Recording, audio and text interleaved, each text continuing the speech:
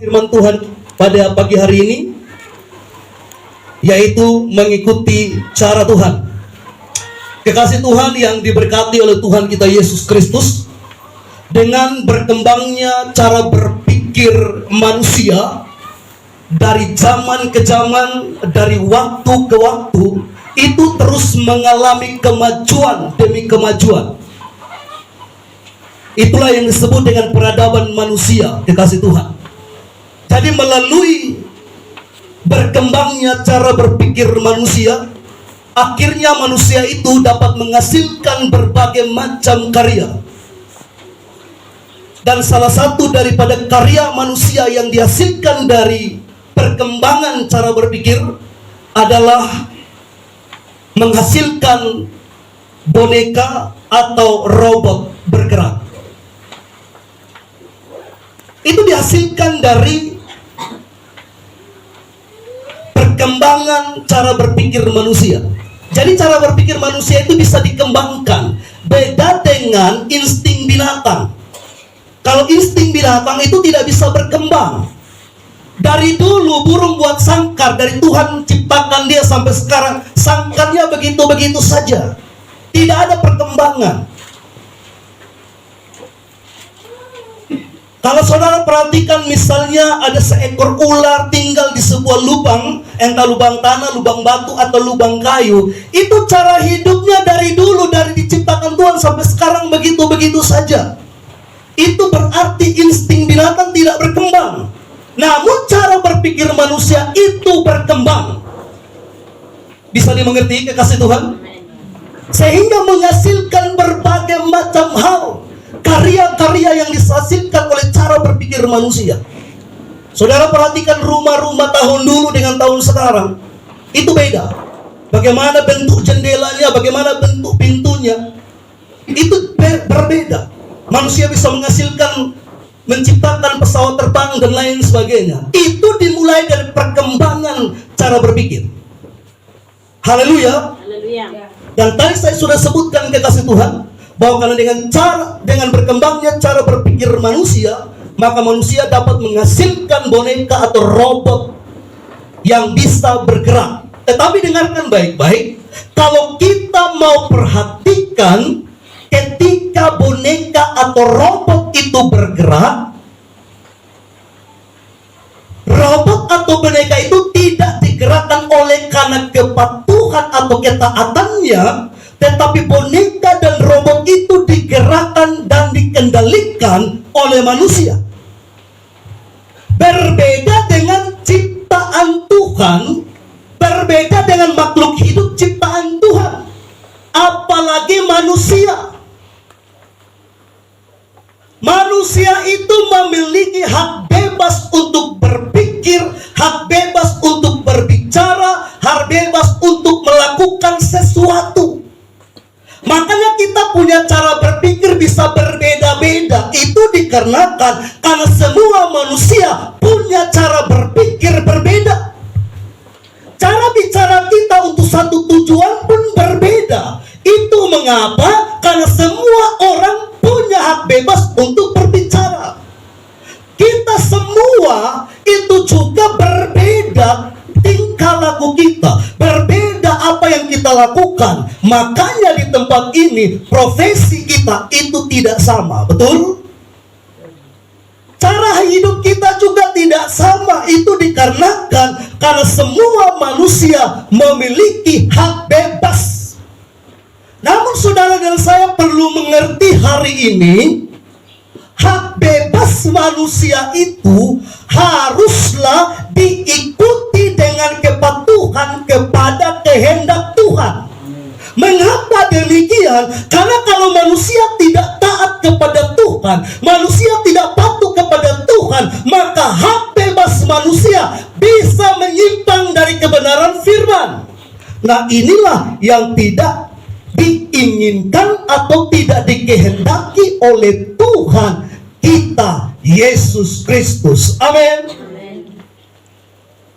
Dan karena itu, kekasih Tuhan, sebagai orang percaya, kita harus mentaati Tuhan.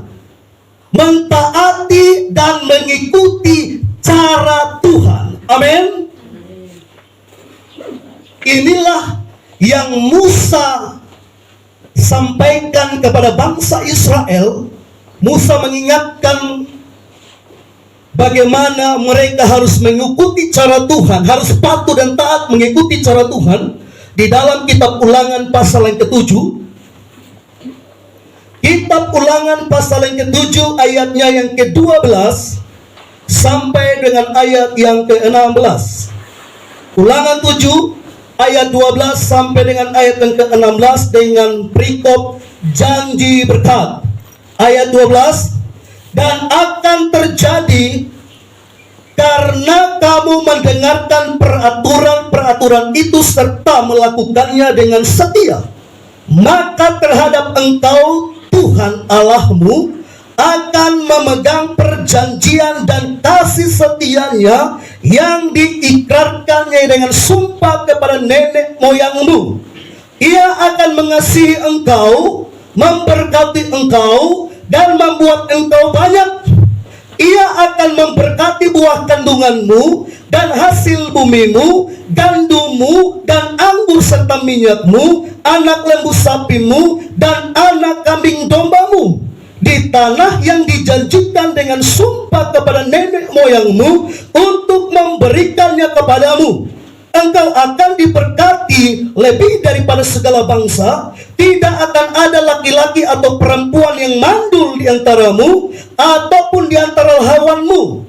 Tuhan akan menjauhkan segala penyakit daripadamu, dan tidak ada satu dari wabah celaka yang kau kenal di Mesir itu akan ditimpakannya kepadamu, tetapi ia akan mendatangkannya kepada semua orang yang membenci engkau. Engkau harus melenyapkan segala bangsa yang diserahkan kepadamu oleh Tuhan Allahmu. Jangan engkau merasa sayang kepada mereka, dan janganlah beribadah kepada Allah mereka, sebab hal itu akan menjadi jerat bagimu. Perhatikan baik-baik. Dari kitab Ulangan 7 ayat 12 sampai 16 bahkan seterusnya, kalau saudara baca, saudara akan melihat bagaimana cara Tuhan memberkati bangsa Israel. Bagaimana cara Tuhan menjauhkan bangsa Israel dari segala macam penyakit. Bagaimana cara Tuhan melindungi menyertai bangsa Israel. Tetapi bangsa Israel harus mematuhi Tuhan, harus taat kepada Tuhan.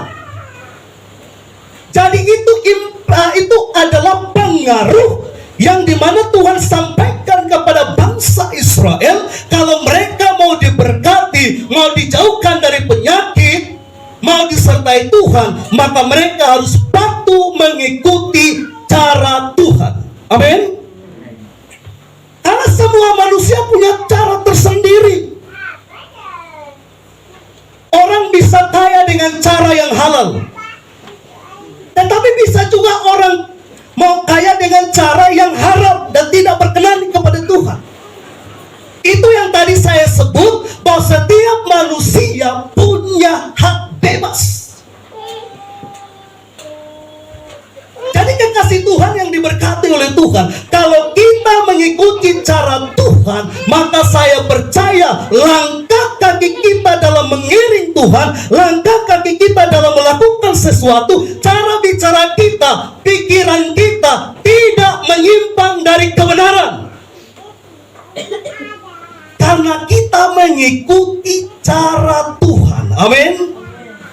Ada cara manusia, ada cara dunia, tetapi saudara dan saya harus mengakui bahwa cara Tuhan adalah cara yang paling terbaik. Amin. Adalah cara yang paling terbaik. Karena ada juga memang orang-orang yang percaya bahwa manusia itu seperti boneka atau robot yang dapat dikendalikan kekasih Tuhan. Ya, tapi sebenarnya tidak. Saudara perhatikan, ketika orang mau melakukan pembunuhan terhadap seseorang, yang dimana orang itu dia sudah benci bertahun-tahun, sudah simpan kepahitan dan ingin untuk melakukan sesuatu yang jahat kepada dia, itu tidak secara tiba-tiba, betul atau tidak? Itu sudah dirancangkan di pikiran dan hatinya, tinggal tunggu eksekusi. Jadi artinya kekasih Tuhan yang diberkati oleh Tuhan Yesus, kita tidak dikendalikan, amin. Karena ada orang yang menganggap demikian. Makanya jangan salah kalau ada orang Kristen yang menyalahkan Tuhan. Dia berkata, kok betul ikut Tuhan, tapi sakit-sakit terus. Emangnya Tuhan yang mengendalikan kita agar kita sakit? Kan tidak. Betul atau tidak? Ada orang berkata, kenapa Tuhan takdirkan dia mati celaka? Dengarkan baik-baik, di dalam Yesus tidak ada takdir. Kita menyalahkan Tuhan seakan-akan Tuhan yang mengendalikan kita. Tidak. Katakan amin. Jadi saudara dan saya harus paham, Adam dan Hawa yang ditempatkan Tuhan di Taman Eden, yang kalau ketong perhatikan sebelum mereka jatuh di dalam dosa, mereka penuh dengan kemuliaan Tuhan. Tapi Tuhan pun tidak mengendalikan mereka. Tuhan hanya kasih tahu di taman ini ada satu pohon yang tidak boleh kalian makan buahnya. Selesai. Dong api mana mau makan buah apa saja, Tuhan kasih tinggal. Bahkan ketika mereka mematuhi apa yang dikatakan setan, Tuhan tidak mengendalikan mereka. Dan akhirnya mereka jatuh di dalam dosa. Kekasih Tuhan yang diberkati oleh Tuhan. Berarti dengarkan baik-baik, manusia tidak dikendalikan, tapi manusia punya hak bebas. Dan karena itulah firman Tuhan hari ini dalam kitab Ulangan pasal yang ke-7 ayat 12 sampai dengan ayat yang ke-16 mengingatkan kita agar kita harus mematuhi cara Tuhan. Amin. Haleluya. Mengapa kita harus taat mengikuti cara Tuhan? Ada dua poin penting. Yang pertama, mengapa kita harus taat mengikuti cara Tuhan? Yang pertama, karena Tuhan tahu yang terbaik bagi kita. Bilang kiri kanan saudara bahwa Tuhan tahu yang terbaik bagimu.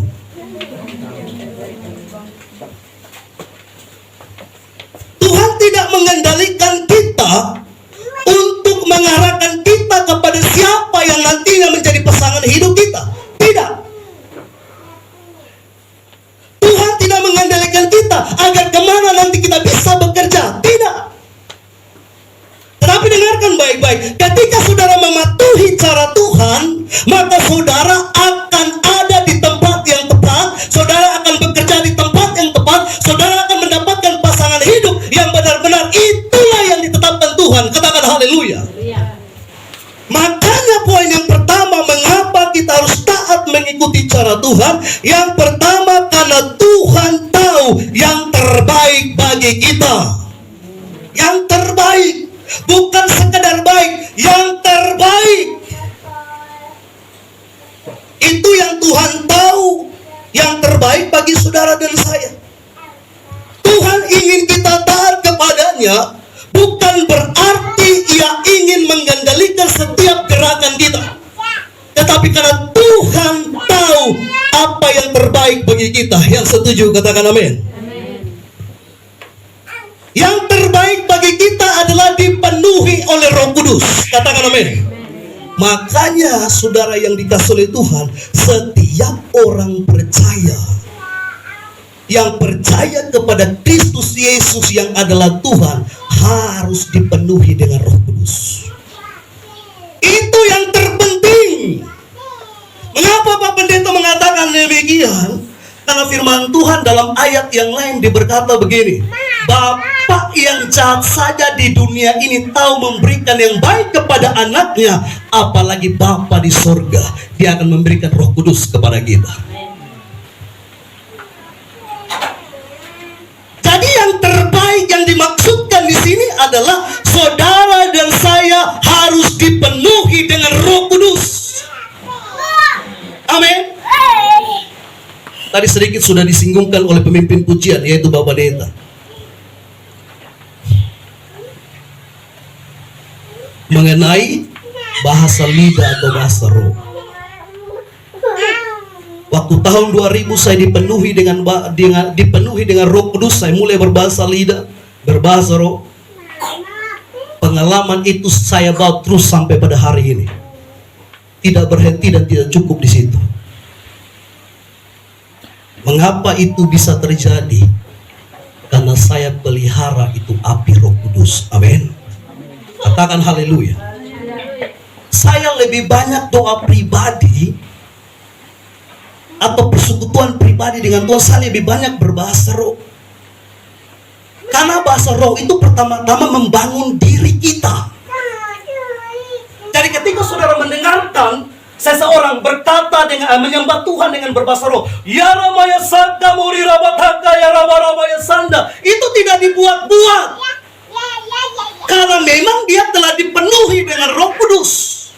Kalau orang tersebut belum dipenuhi dengan Roh Kudus, dia tidak akan bisa menyembah demikian. Percayalah, kalau dia buat, kita tahu dia sedang berbuat-buat. Amin. Karena itu kekasih Tuhan, ketika kita mendengarkan dalam satu ibadah, karena ibadah kita, ibadah dalam sidang Tuhan ini, itu terima dogma bahasa roh. Dengarkan baik-baik. Pelayanan di gereja kita ini, itu gereja terima dogma bahasa roh. Jadi ketika ada yang berbahasa roh di dalam kalangan jemaat, jangan anggap itu sesuatu hal yang asing. Amin. Itu sesuatu hal yang aneh, tidak. Di gereja kita itu terima dogma bahasa roh. Memang ada banyak gereja yang tidak terima ini dan tidak boleh kita paksakan. Yang setuju katakan amin. Jadi ketika saudara ada di tengah-tengah denominasi gereja yang dogma bahasa rohnya tidak diterima, jangan paksakan diri. Amin. Jangan paksakan diri, karena nanti kita dianggap orang gila. Tapi kalau ketika saudara menyembah dalam pelayanan ini, saudara berbahasa roh, tidak ada masalah. Waktu doa syafaat di tempat ini, ada seorang bapak yang dibawa oleh bapak dulu anak, yang tanahnya dijual kepada bapak dulu anak di pasar. Saudara masih ingat orang ini toh? Yang doa di sini. Waktu itu beliau dipercayakan berdoa. Kita doa syafaat atau doa apa ya? Doa pembukaan. Iya. Saudara dengar atau tidak? Sebelum dia berdoa dengan memakai akal sehat, akal budi, dia terlebih dahulu bahasa roh. Dan ketika saya dengar dia bahasa roh, saya tidak menganggap itu aneh, karena saya tahu dia sedang membangun diri sendiri. Karena Alkitab bilang dalam 1 Korintus, saudara baca, berbahasa roh itu kita sedang berkomunikasi dengan Tuhan. Contohnya begini, Urabaya Saka Marabaya San. Ada yang mengerti? Tidak toh? Saudara yang bilang amin. Betul atau tidak? Tapi secara pribadi, saya sedang membangun diri saya dengan Tuhan. Karena saya berkata-kata kepada Tuhan. Saya tidak mengerti, Bapak Ibu tidak mengerti, tapi Bapak di sorga, Dia tahu maksud hati saya. Amin. Itu pengertian.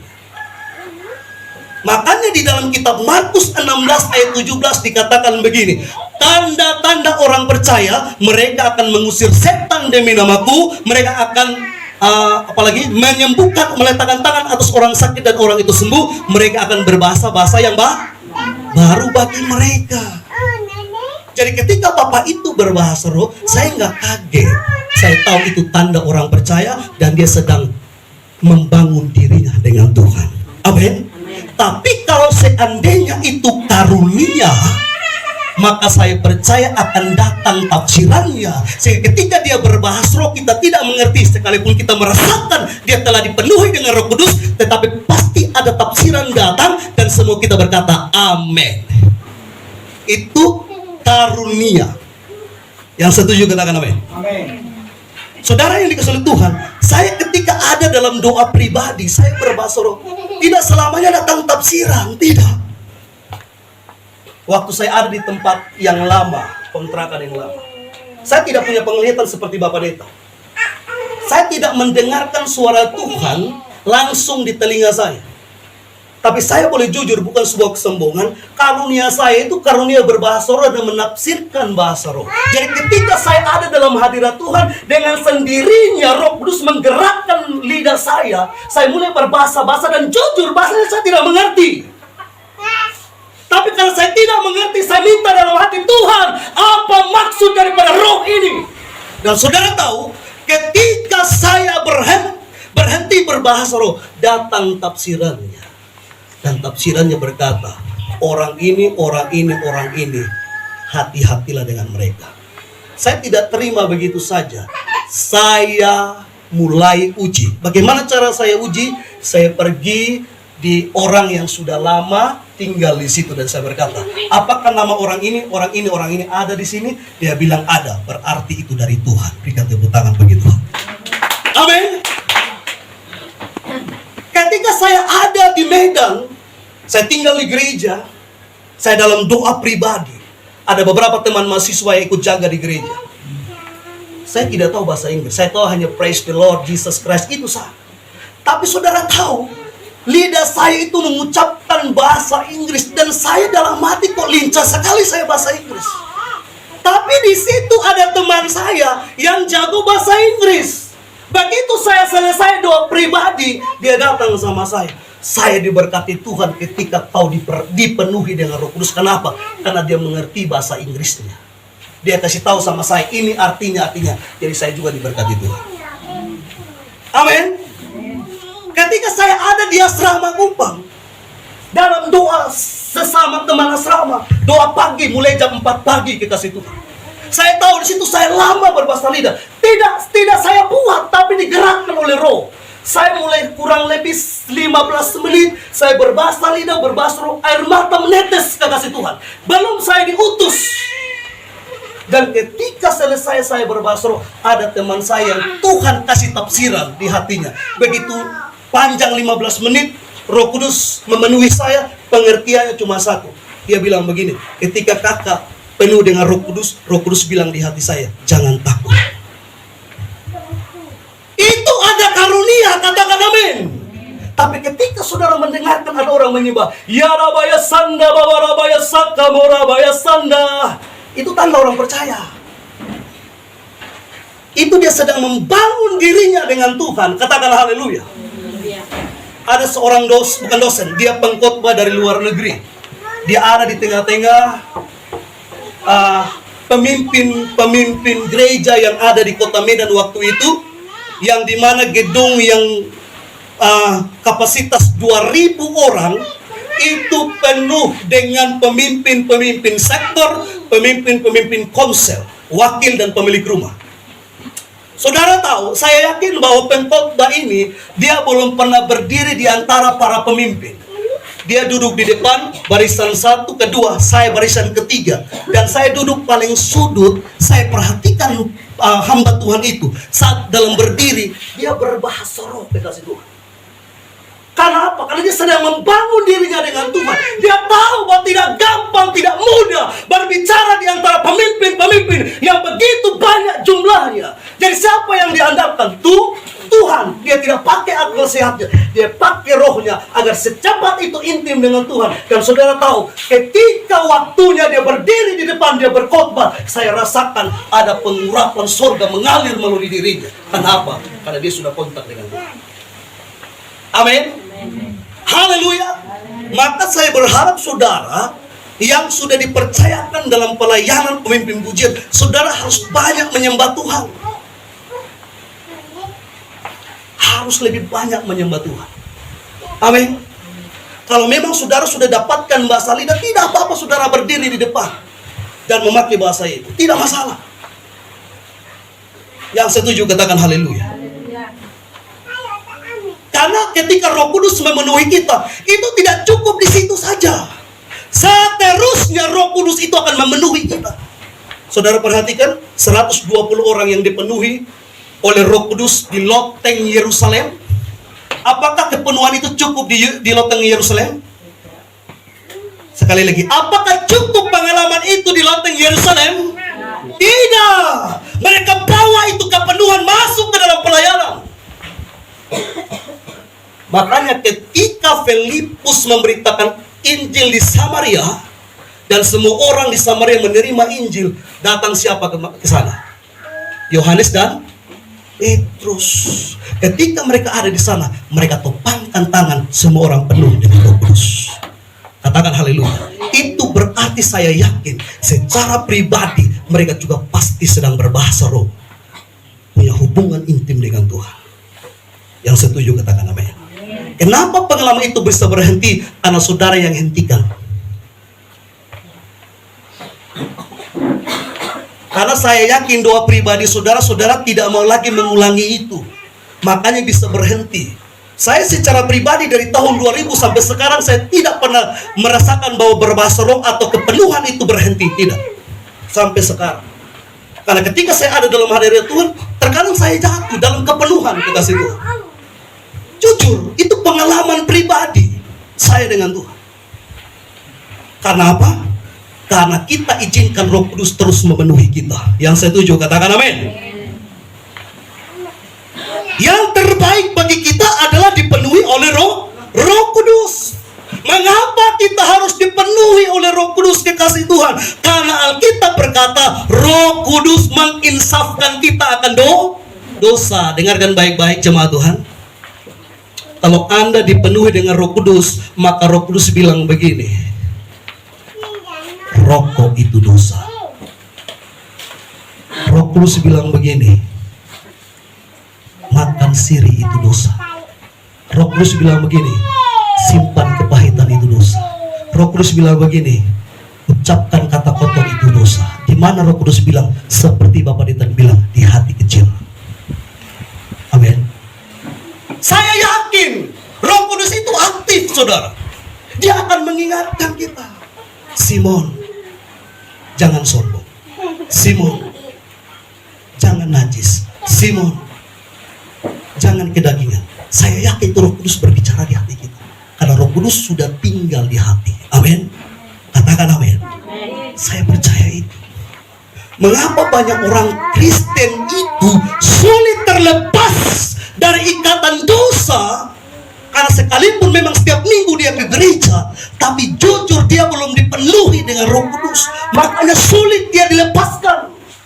Karena Alkitab tidak hanya berkata Roh Kudus itu menginsafkan kita akan dosa, menginsafkan kita akan kebenaran, menginsafkan kita akan penghakiman. Tapi Alkitab juga bilang begini, Roh Kudus akan menuntun kita kepada kebenaran. Amin. Jadi orang-orang yang dipenuhi dengan Roh Kudus, hidupnya haruslah di dalam kebenaran. Bukan sekedar kita berbahasa lidah, berbahasa roh, tidak. Bukan sekedar kita menunjukkan kita punya karunia perubahan hidup jauh lebih penting. Amin. Karena firman Tuhan bilang begini, kalau kita hanya bernubuat, kita hanya berbahasa lidah tapi tidak punya kasih, semuanya itu seperti gong yang itu dia pengertiannya. Jadi yang paling esensial, yang paling inti daripada dipenuhi dengan Roh Kudus adalah perubahan hidup. Amin. Itu yang jauh lebih penting. Saudara kalau dengar saya khotbah api-api, tapi di luar sana saudara tidak lihat saya berubah, ini firman Tuhan akan masuk. Betul atau tidak? Makanya saya sulit terima orang berkata bilang begini, tidak masalah kalau pendeta tidak bertobat, yang penting dia sampaikan firman. Itu saya tidak pernah terima. Karena apa? Memang semua orang termasuk saya tidak sempurna. Amin. Tapi kita sudah tidak lagi terikat dengan dosa. Kalau ada makanan yang enak, makanan yang lezat, itu disajikan kepada saudara, makanan yang enak. Apa makanan kesukaan Ibu Sen? Bilang saya, tidak apa-apa. Ayam kecap. Tapi kalau makanan itu ditaruh di wadah yang kotor, Ibu makan atau tidak? Kenapa Ibu tidak makan? Itu kan makanan kesukaan Ibu. Masalahnya karena sudah ditaruh di tempat yang kotor. Kalau saya masih terikat dengan rokok, saya sulit tegur rokok, betul? Kalau saya terikat dengan minuman keras, saya sulit tegur minuman keras.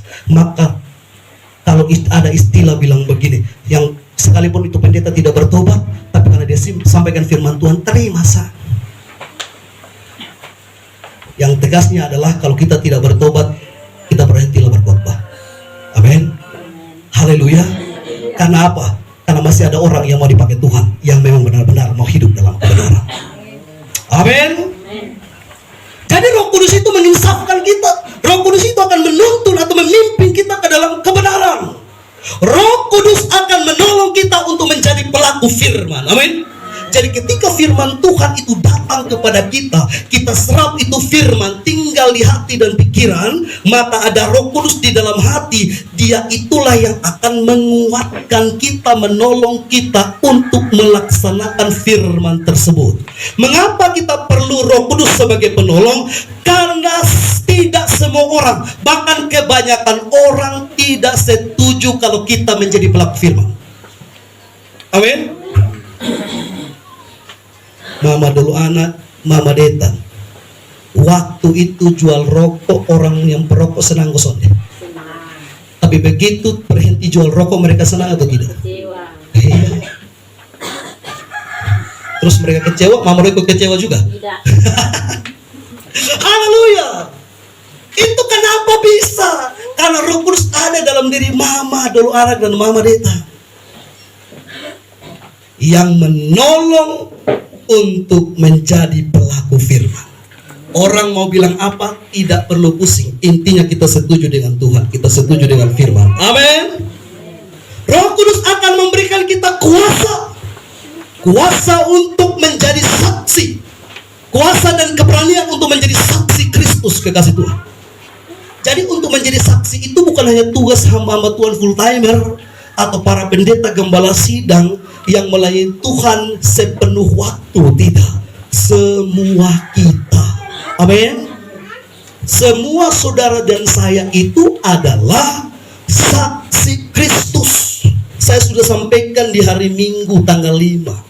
Ada 3 bentuk kesaksian. Yang pertama kesaksian secara presensi atau kehadiran. Yang kedua kesaksian secara proklamasi atau ucapan. Yang ketiga kesaksian secara persuasi atau mengajak mereka datang kepada Tuhan. Amin. Katakan haleluya. Ini hanya bisa dilakukan oleh orang-orang yang telah menerima kuasa Roh Kudus dan diberikan keberanian kekasih Tuhan. Kalau tidak ada kuasa dan keberanian dari Roh Kudus, kita sulit dan susah untuk menjadi saksi. Amin. Itu berarti yang terbaik bagi kita adalah dipenuhi dengan Roh Kudus. Jadi di dalam Roh Kudus tidak ada ketakutan. Di dalam Roh Kudus tidak ada kekhawatiran. Di dalam Roh Kudus tidak ada kecemasan. Tetapi di dalam Roh Kudus ada kebenaran, ada damai sejahtera, ada sukacita. Yang setuju berikan tepuk tangan yang meriah bagi Tuhan. Haleluya. Jadi kalau saudara dipenuhi dengan Roh Kudus, dengan sendirinya sukacita itu ada di hati. Amin. Tidak perlu lagi pimpin pujian sampai air liur semua keluar. Ayo semangat puji Tuhan. Tapi tepuk tangan. Haleluya. Sukacitanya itu di sini. Amin. Amin. Itu karena apa? Karena di dalam Roh Kudus, saudara yang dikasihi Tuhan, itu ada sukacita, ada damai sejahtera, dan ada kebenaran. Makanya orang-orang yang dipenuhi dengan Roh Kudus pasti kesukaannya adalah firman. Orang yang dipenuhi dengan Roh Kudus adalah kesukaannya suka beribadah. Katakan amin. Itu orang-orang yang dipenuhi dengan Roh Kudus. Makanya kalau saudara bicara dengan orang yang tidak dipenuhi dengan Roh Kudus, sekalipun mungkin dia pendeta, sekalipun mungkin dia pelayan gereja, sekalipun mungkin dia orang Kristen, dia akan menolak kebenaran itu. Tapi sekalipun mungkin dia bukan pendeta, dia bukan pengerja di gereja, dia bukan pelayan, tapi ketika saudara bicara tentang kebenaran, dia terima itu tandanya dia sedang dipenuhi dengan Roh Kudus. Amin. Haleluya. Itu di dalam Roma, kekasih Tuhan. Coba baca kalau tidak salah Roma 14 ayat 17. Karena ayat itu tidak ada dalam catatan saya. Roma 14 ayat 17, satu orang baca.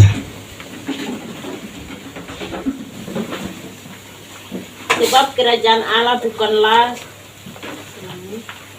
kerajaan Allah bukanlah soal makanan dan minuman, tetapi soal kebenaran, damai sejahtera dan sukacita oleh Roh Kudus. Iya, kebenaran, damai sejahtera, sukacita oleh Roh Kudus. Jadi ada 3 tanda penting ini. Yang pertama kebenaran, yang kedua damai sejahtera, yang ketiga sukacita oleh Roh Kudus. Amin. Jadi sukacita kita itu di dalam Tuhan, di dalam Roh Kudus. Mau ada Tuhan, tidak ada Tuhan, tetap sukacita. Amin. Mau keadaan baik, tidak dalam keadaan baik, tetap damai di hati. Amin. Mau kemanapun juga keadaan situasi yang kita hadapi, ingat baik-baik, kebenaran ibadah adalah kesukaan kita. Itu tandanya kalau kita sudah dipenuhi dengan Roh Kudus. Katakan amin. Saya ini tanda anak yang pemalas gereja. Jujur, mau pergi gereja ini di doma-doma orang tua. Karena bagi saya hari Minggu hari libur, bukan hari ibadah. Lebih bagus jam ibadah saya pakai pakai jam bermain bola dengan teman-teman, atau paling tidak jam ibadah saya pakai jam tidur dulu. Tapi ketika Roh Kudus memenuhi saya tahu ibadah jauh lebih penting. Kebenaran firman jauh lebih penting. Karena semua itu ada di dalam Roh Kudus. Amin. Yang terbaik bagi kita apa lagi? Yang terbaik bagi kita adalah mengalami proses Tuhan. Tadi yang pertama yang terbaik bagi kita adalah dipenuhi dengan Roh Kudus, dan yang berikutnya adalah yang terbaik bagi kita adalah mengalami proses Tuhan. Mengapa kita harus mengalami proses Tuhan? Karena melalui proses Tuhan kita mengerti kehendak Allah. Katakan amin. Amin. Jadi ketika Tuhan izinkan saudara ada dalam proses Tuhan, jangan lihat prosesnya, lihat ke depan. Pasti saudara akan mengerti kehendak Allah. Apa maksud daripada proses yang Tuhan izinkan terjadi dalam hidup kita. Melalui proses Tuhan kita akan melihat mujizat Tuhan. Amin. Amin. Makanya saya bilang Tuhan tidak kasih kita penyakit. Tapi ketika saudara dan saya mengalami sakit, lihat ada mujizat Tuhan terjadi dalam diri saudara. Katakan amin. Hari apa itu Bapak Alvinus datang ke gereja? Hari apa itu Pak? Hari Selasa. Karena ada acara dalam keluarga mereka. Adik daripada istri Pak Alvinus yang peminangan besoknya menikah. Beliau datang ke gereja dengan satu pergumulan. Telinga panas, kalau makan sakit. Begitu Pak ya? Dan orang sarankan kepada beliau, kalau bisa, karena ada satu bapak di situ yang memang dia bisa melakukan kesembuhan dengan cara dia sendiri. Tapi puji Tuhan, kekasih Tuhan, Pak Alvinus memang dengar apa kata temannya itu, tapi dia tahu bahwa kuasa Tuhan jauh lebih dahsyat. Amin. Jadi beliau sampai di rumah, singkat cerita, saya dengan Mama Pendeta, Mama Gembala doakan. Ketika kita selesai berdoa, mulai ada perubahan. Memang masih sedikit panas, tetapi angkat begigi begini sudah sakit lagi. Begitu kira-kira Pak ya. Dan puji Tuhan dari situ, beliau yang tadinya susah makan, sekarang sudah bisa makan. Haleluya. Amin. Tuhan izinkan itu terjadi agar kita melihat mujizat Tuhan. Amin. Tuhan izinkan Bapak Detan mengalami sakit jantung koroner supaya Bapak Detan mengalami mujizat dalam penyakit itu. Tuhan izinkan Bapak Legi Ama mengalami sakit hernia supaya Bapak mengalami mujizat di situ. Katakan haleluya.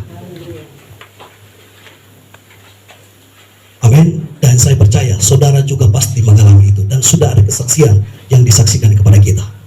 Itu berarti yang terbaik bagi kita adalah mengalami proses Tuhan. Kekasih Tuhan, agar kita mengandalkan Tuhan. Yang selama ini kita andalkan kekuatan sendiri, andalkan kepintaran kita, andalkan segala sesuatu yang kita miliki. Tetapi ketika kita mengalami proses Tuhan, kita ingat Tuhan. Ada seorang ibu yang bersaksi kepada saya begini, Pak Pendeta, dulu kami ini termasuk orang yang diberkati Tuhan. Kami punya usaha, ada mobil, hari pasar saya terus ikut. Tetapi Pak Pendeta tahu, beberapa kali orang masuk ke rumah saya curi semua barang yang ada. Dari situlah saya ingat Tuhan. Mama dulu anak pernah bersaksi, kios dan rumah terbakar toh, karena dulu lupa Tuhan. Begitu Tuhan izinkan itu, baru terbuka pikiran kita, hanya Tuhan yang kita andalkan. Amin. Tapi saya berdoa supaya jangan terjadi itu dulu, baru kita ingat Tuhan. Yang setuju katakan amin.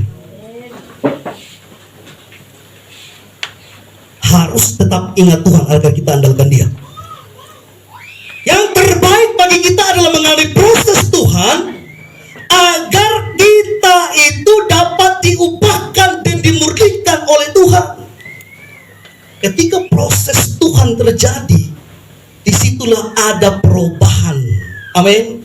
Karena ada banyak orang bertobat ketika dia sembuh dari sakit. Ada orang bertobat ketika dia ditolong Tuhan dari masalah rumah tangga kah, masalah pekerjaan dan lain sebagainya. Di situ dia berubah dan dimurnikan kekasih Tuhan untuk menjadi seperti Kristus. Amin. Mengapa yang terbaik bagi kita adalah mengalami proses Tuhan? Agar kita berurat dan berakar di dalam Tuhan, artinya menjadi kuat di dalam Tuhan. Karena kalau kita tahu persoalan ini kita bisa melewatinya, persoalan berikutnya pasti kita bisa melewatinya. Amin. Haleluya. Mengalami proses Tuhan agar kita jadi rendah hati dan tidak sombong. Mengalami proses Tuhan agar kita lebih dekat dan intim dengan Tuhan. Yang setuju katakan amin. Yang setuju katakan haleluya. Poin yang kedua, kekasih Tuhan yang diberkati oleh Tuhan Yesus Kristus. Mengapa kita harus taat mengikuti cara Tuhan? Yang pertama tadi, karena Tuhan tahu yang terbaik bagi kita. Yang kedua dari mengapa kita harus taat mengikuti cara Tuhan, karena cara Tuhan lebih bijaksana daripada cara dunia. Amin. Sekali lagi, karena cara Tuhan lebih bijaksana daripada cara dunia. Setiap orang punya cara untuk merancang sesuatu, untuk melakukan sesuatu. Bahkan dunia pun punya cara, tetapi tidak ada cara yang lebih bijaksana, yang lebih luar biasa, yang lebih dahsyat daripada cara Tuhan. Karena itu sebagai orang percaya kekasih Tuhan, kita seharusnya memilih untuk mengikuti cara Tuhan. Yang mau pakai cara Tuhan katakan amin. Katakan haleluya. Saudara mau diampuni Tuhan? Sekali lagi, saudara mau diampuni Tuhan? Kalau saudara mau diampuni Tuhan, maka saudara harus ikut cara Tuhan mengampuni saudara. Sekali lagi, saudara mau diampuni Tuhan? Ya. Kalau begitu, ikut cara Tuhan mengampuni saudara. Bagaimana caranya? Alkitab bilang begini, mengampuni sampai 70 kali 7 kali. Bisakah saudara mengampuni 70 kali sampai 7 kali? 70 kali 7 kali? Kalau saudara bisa mengampuni 70 kali 7 kali, maka percaya saudara diampuni. Mengerti maksudnya? Ada orang berkata, Tuhan ampuni saya, ampuni saya, ampuni saya. Tapi ketika saudaranya melakukan sesuatu yang tidak baik kepada dia sonde kasih ampun. Kalau kita menyimpan kepahitan dan berharap pengampunan Tuhan, maka saudara salah. Memang Tuhan Maha Pengampun, tetapi Dia adalah Tuhan yang adil. Amin. Makanya gara-gara dosa Tuhan mati bagi kita. Itu bukan bicara hanya kasih, tapi keadilannya. Amin. Katakan haleluya. Makanya kalau saudara dan saya ditanya, maukah kita diampuni Tuhan? Ya maulah Pak Pendeta. Tapi bukan sekedar mau, kita harus ikut cara Tuhan mengampuni. Bagaimana caranya? Kita harus bisa mengampuni 70 kali 7 kali. Titik.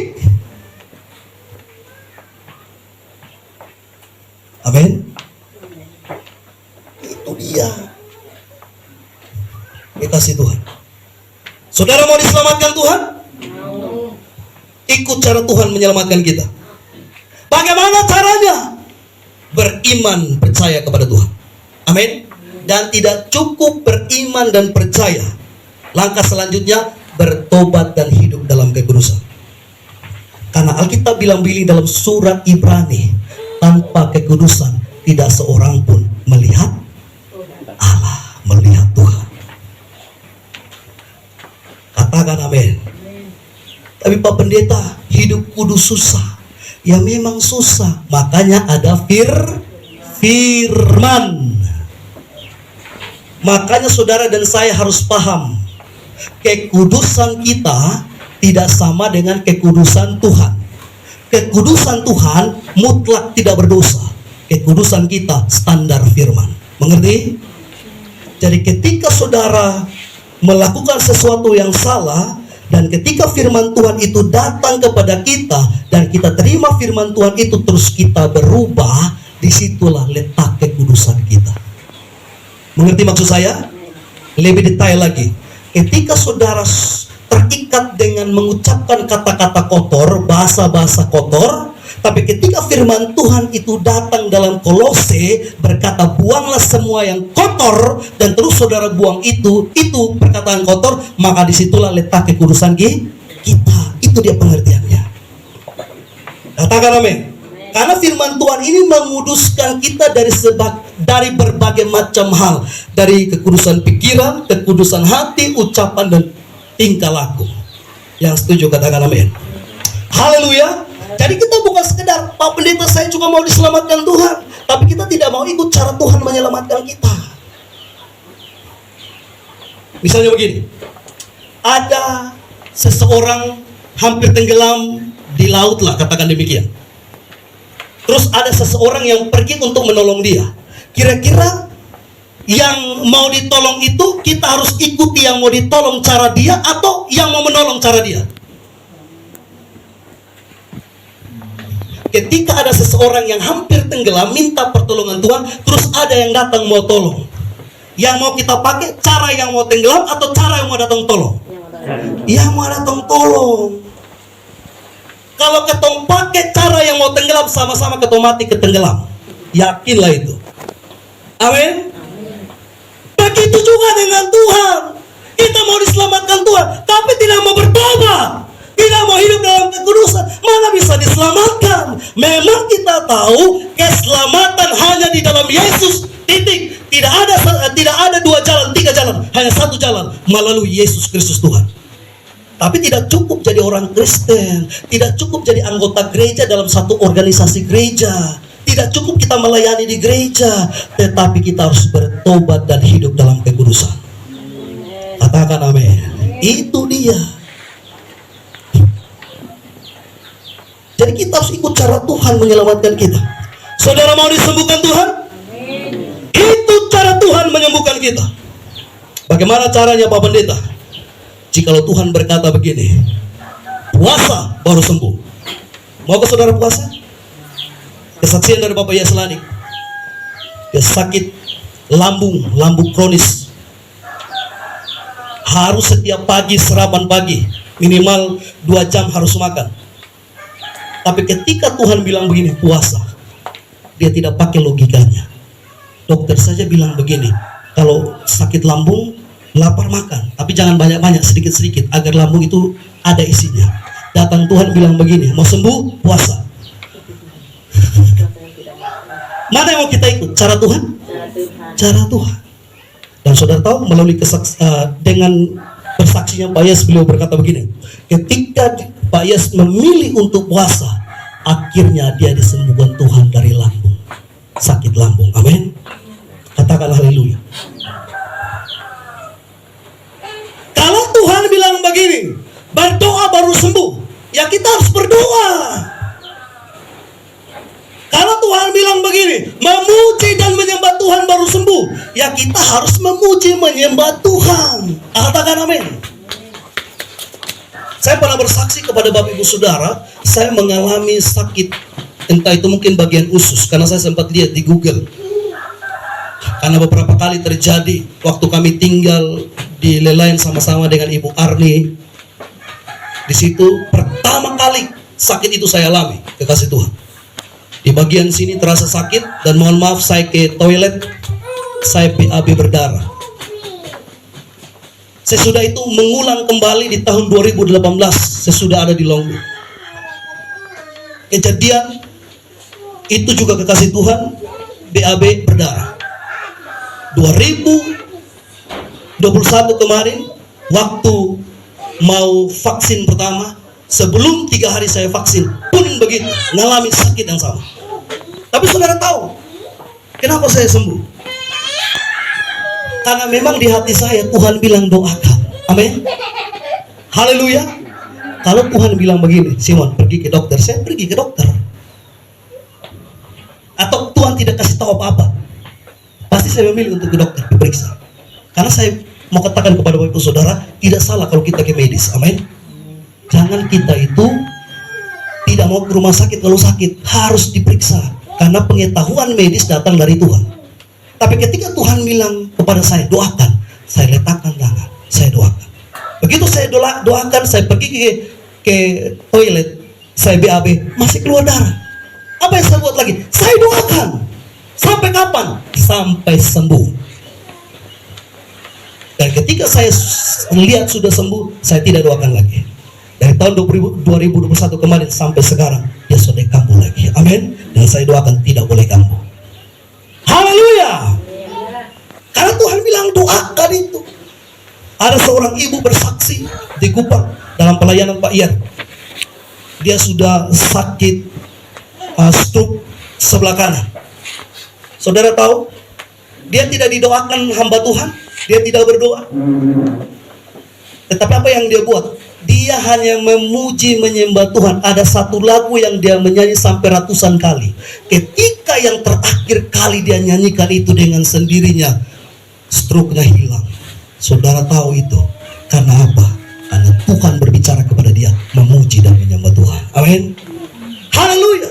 Kalau Tuhan bilang ucapkan firman baru sembuh, ya cari ayat firman Tuhan yang sesuai dengan pergumulan kita. Karena Tuhan kita itu kan Tuhan yang mati, dia Tuhan yang hidup. Katakan amin. Dia pasti melakukan perkara yang besar bagi kita. Dia pasti menyembuhkan kita. Tapi kita harus ikut caranya. Cara Tuhan menyembuhkan kita. Jangan kita minta kesembuhan Tuhan, tetapi kita ikut cara dunia. Kasih Tuhan. Cara dunianya bagaimana? Nanti pergi ke bapak itu, orang bilang dia orang pintar toh. Bawa dulu ayam merah, beras merah, baju merah, sepatu merah. Mau buat apa? Kasih orangnya. Uang juga harus merah. Berapa lembar? 10 lembar, biar 1 juta dapat. Mungkin sembuh, karena setan juga bisa lakukan mujizat. Tapi ketemu rugi, betul atau tidak? Sudah rugi, setan kasih bodoh lah ya. Jangan mau dikasih bodoh oleh setan. Amin. Saudara mau diberkati Tuhan? Ikut cara Tuhan. Bagaimana caranya Pak Pendeta? Alkitab bilang, beri maka kamu akan diberi. Firman Tuhan berkata, menabur baru menuai. Kalau orang hanya mau berharap menuai, dia akan jadi pencuri. Dia akan jadi perampok. Tapi kalau dia mau menabur, dia pasti melakukan sesuai dengan kehendak Tuhan, baru dia diberkati Tuhan. Amin. Bagaimana caranya lagi? Sebenarnya ini saya sulit katakan. Hanya Bapak Ibu Pendeta kasih ingat saya. Ingat, kembalikan milik Tuhan. Kalau seperti yang Bapak Pendeta ngomong dengan ada pendeta yang bilang kalau jemaat dosu kerja, dosu dapat hasil, memang Tuhan datang, saya tidak berani bilang begitu. Tapi saya juga tidak kasih salah pendeta tersebut karena memang Tuhan kasih hak dia untuk bicara seperti itu. Amin. Tapi saya hanya kasih ingat saja, ingat milik Tuhan. Haleluya. Makanya saya tidak mau kasih ibu pendeta kerja jadi guru. Dia punya latar belakang pendidikan, itu kan SPD. Bisa saja kerja di sekolah-sekolah swasta. Tapi saya bilang, kita sudah menyerahkan hidup untuk Tuhan. Mau makan tidak makan, dalam ladang Tuhan, Tuhan pelihara pasti. Berikan tepuk tangan bagi Tuhan. Amin. Haleluya. Bagaimana caranya? Jangan malas. Harus bekerja keras. Perhatikan baik-baik. Orang-orang yang bekerja keras pasti hasilnya jauh lebih besar, jauh lebih berbeda. Betul atau tidak kekasih Tuhan? Kerja keras dan kerja cerdas. Sesudah itu andalkan Tuhan. Kalau kita hanya kerja keras, kerja cerdas, sudah ingatkan Tuhan, setan makan ketopong berkat.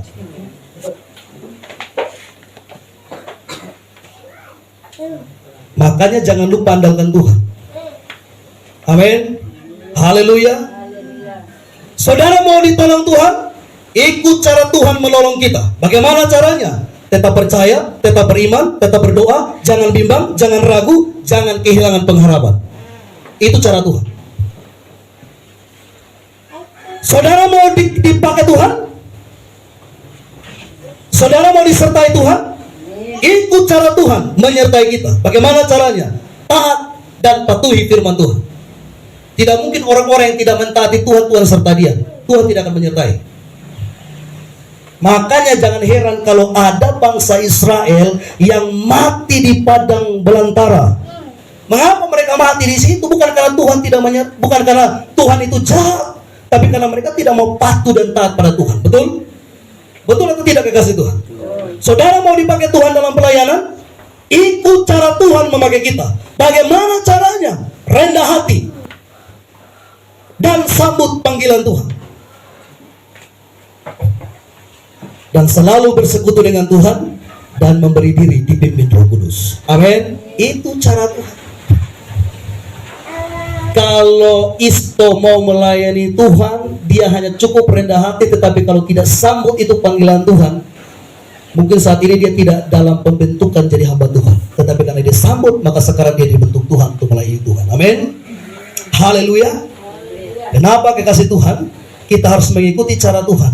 Karena Tuhan tidak pernah kekurangan melakukan sesuatu apapun. Karena dialah Tuhan yang tidak terbatas. Segala perbuatannya ajaib, segala perbuatannya dahsyat, dan segala perbuatannya nyata dan luar biasa. Amin. Mau ke saudara dan saya terus mengikuti cara Tuhan? Yang setuju mau mengikuti cara Tuhan, katakan saya. Katakan amin. Baik, kita tutup Alkitab kita, kita mainkan firman Tuhan. Dan mari kita satu hati